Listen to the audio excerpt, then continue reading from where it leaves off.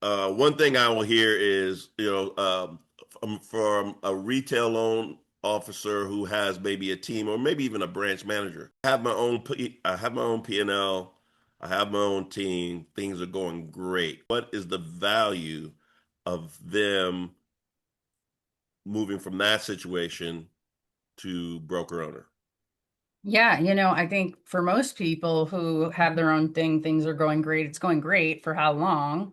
How many retail managers or retail loan officers have been at the same company for more than 3 years? 40% Oh, of our industry turns over every 3 to 4 years. and when that transition happens, technically you have to start from zero, from scratch. You can't really take it with you.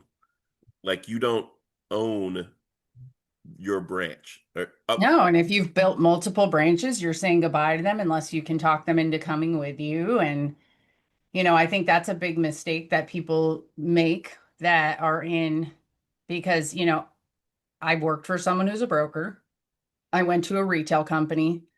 For the majority of my career now, I've owned my own brokerage. That is the hands down best scenario for me, even with the mistakes, because I'll tell you what, like, yes, you're right. Most loan officers are entrepreneurial because there's no cap on our income, right? And where we get frustrated is like if the process works a certain way that we don't feel is serving our customer, or we can't change or impact the rate, or we want to do something that's not getting approved.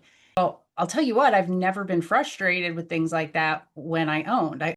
The wheel, right? Like creating the thing is where the frustration came in and not knowing how to do it, but not like I never got frustrated because I would rather make a bad decision that was my decision than be forced into a decision or be excluded from something or not be able to be who I am and grow my business the way that I wanted to. Right. So you touched on a key point.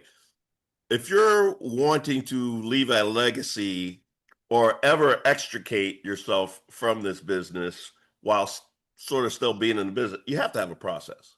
And you're essentially providing the process.